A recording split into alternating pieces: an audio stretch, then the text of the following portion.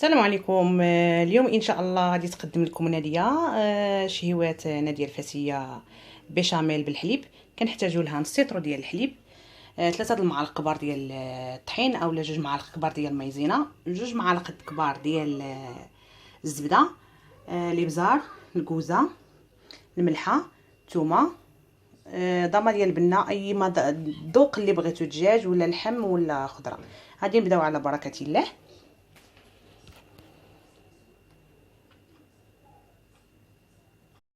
كناخذوا الزبده كنديروها كلها هنا،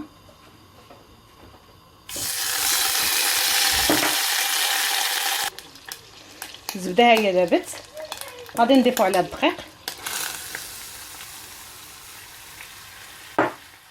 غادي نبداو في التحرك باش كيطيب ديك الدقيق مع الزبده. ضروري خصها طيب الزبده مع الدقيق.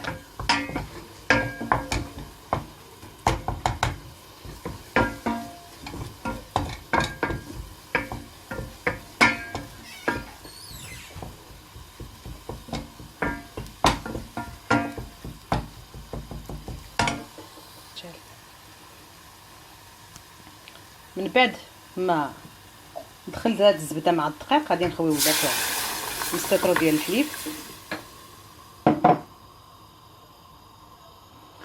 غادي نقبطوا الطراب هذا وغادي تطربوا مزيان، الطراب اليدوي هكا.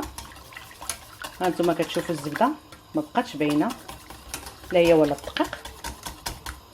من بعد غادي نقبطوا الابزار، كوزه،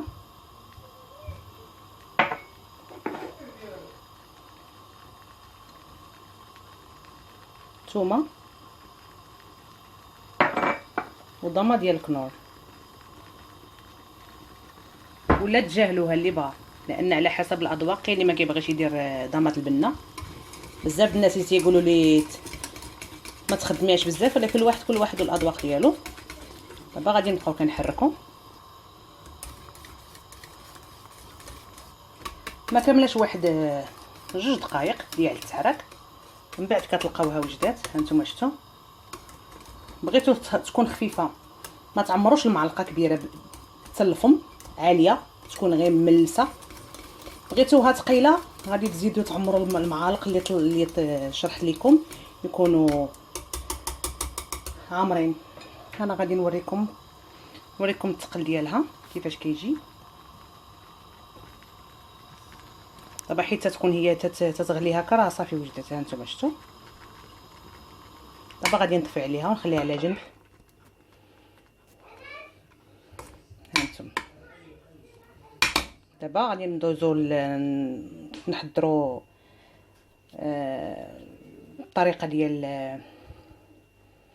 التقديم. صافي هذا هو الشكل النهائي ديال البيشاميل بعد ما كنوجدوها. كنقدموها مع لي غراتان نحتاجوها في اي حاجه، وكنتمنى تعجبكم. وكاين اللي كيميل اللي بغى يتعاوط يعوض الحليب يعوضو بالماء حتى الماء كيجي مزيان. ينسمها بهادشي اللي قلت له. كيطلع هائله، وهي كتطلع شي شويه مفتوحه، ما كتطلعش في هذا اللون هذا، كتطلع بيضه اكثر. وكنتمنى تعجبكم، وما تنساوش تشاركوني على القناه ديالي شهيوات ناديه الفاسيه. ودائما هاني معكم في الجديد، وتدعموني وديروا جيم. كنطلب منكم انكم اللي شاف شي الوصفه ديالي انه يدير لي جيم. وكنشكركم بزاف بزاف بزاف، ماشي غير طلب المشاهده، ولكن انا باغيه جيم منكم. وشكرا لكم بزاف.